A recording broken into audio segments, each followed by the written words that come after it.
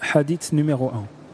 Le commandant des croyants, Abu Hafs, Omar ibn al-Khattab radiallahu anhu, rapporte: j'ai entendu l'envoyé d'Allah sallallahu alayhi wa sallam dire: les œuvres ne valent que par les intentions. Chacun ne sera rétribué que selon ce qu'il a entendu faire. À celui qui aura accompli l'égir en vue d'Allah et son envoyé, son égir lui sera compté pour Allah et son envoyé. Quant à celui qui aura accompli l'égir pour obtenir quelque bien en ce bas monde, ou pour épouser une femme, son égir lui sera compté selon ce qu'il recherchait alors. Al-Bukhari et Muslim. Hadith numéro 2. Omar ibn al-Khattab radiyallahu anhu a dit: un jour que nous étions assis en compagnon de l'envoyé d'Allah sallallahu alayhi wa sallam, un homme aux habits d'un blanc éclatant et à la chevelure d'un noir profond apparut. On ne distinguait sur lui aucune trace de voyage et pourtant aucun de nous ne le connaissait. Il alla s'asseoir en face du prophète sallallahu alayhi wa sallam, appuya ses genoux contre les siens et posa la paume de ses mains sur les cuisses du prophète sallallahu alayhi wa sallam. Puis il demanda: ô Mohammed, informe-moi au sujet de l'islam. L'envoyé d'Allah sallallahu alayhi wa sallam répondit: l'islam consiste à attester qu'il n'y a de divinité digne d'être adorée que Allah et que Mohammed est son envoyé, à observer la prière, à acquitter l'aumône légale, à jeûner le mois du Ramadan et à visiter la maison sacrée de la Mecque pour qui en a la possibilité. Tu as dit la vérité, dit l'homme. Nous nous étonnâmes qu'il questionne le prophète sallallahu alayhi wa sallam et confirme ses propos. Et l'homme de continuer: informe-moi au sujet de la foi.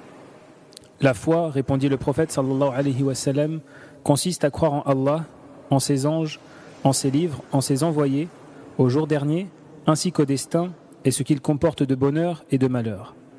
Tu as dit la vérité, répéta l'homme. Et celui-ci de reprendre: informe-moi au sujet de la bienfaisance. La bienfaisance consiste à adorer Allah comme si tu le voyais, car si tu ne le vois pas, lui assurément te voit.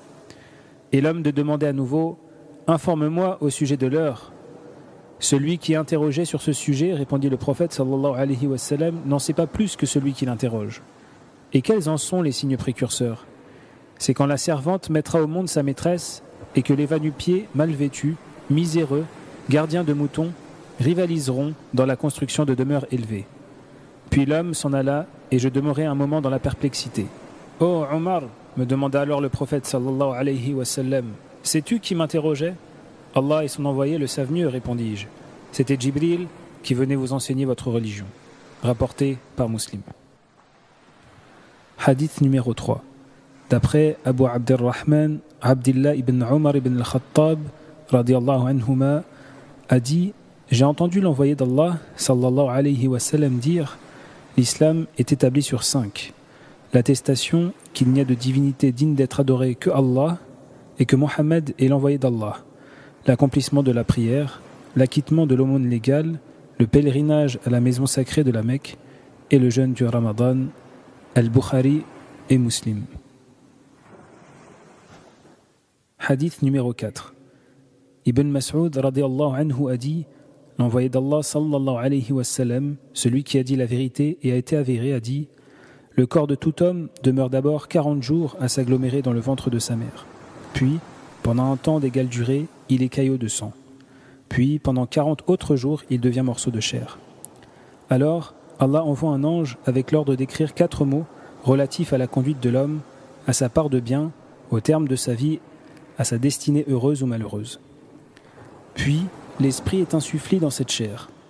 Aussi bien, continua le prophète, sallallahu alayhi wa sallam, il arrive que l'homme ait la conduite des élus, jusqu'au moment où l'espace d'une seule coudée le sépare du paradis.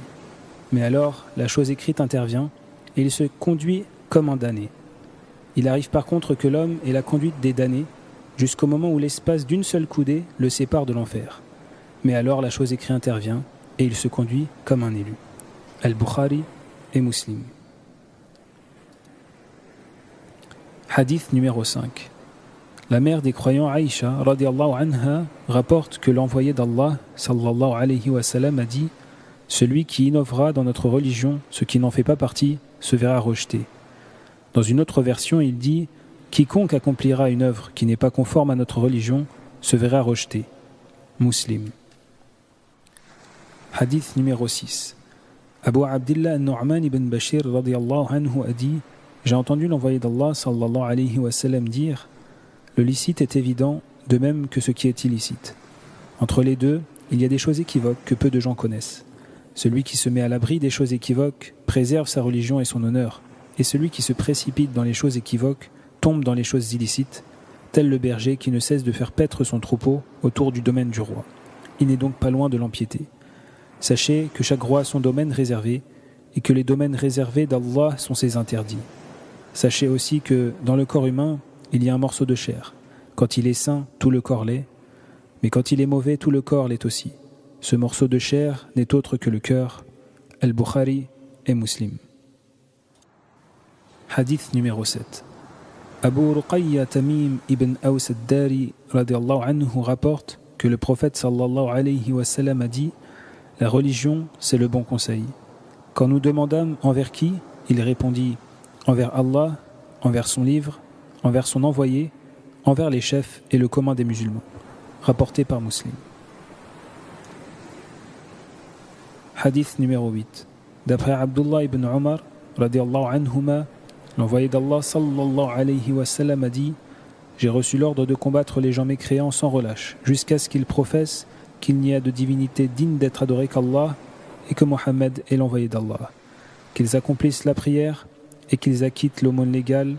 Le jour où ils feront cela, leur vie et leurs biens seront respectés par moi, sauf quand l'islam permettra d'y porter atteinte. Pour le reste, ils ne devront de compte qu'à Allah le Très-Haut. Rapporté par Al-Bukhari et Muslim. Hadith numéro 9.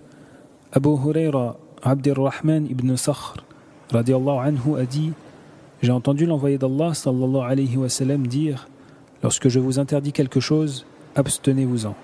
Lorsque je vous ordonne quelque chose, faites-le autant que vous le pourrez. Car ceux qui vous ont précédés ont péri à cause de leurs questions à leurs prophètes et des désaccords avec eux. Rapporté par Al-Bukhari et Muslim. Hadith numéro 10. Abu Hurayra radiyallahu anhu rapporte que l'envoyé d'Allah sallallahu alayhi wa sallam a dit: ô homme, certes Allah est pureté et il n'accepte que ce qui est pur. Il a ordonné aux croyants ce qu'il a ordonné aux envoyés.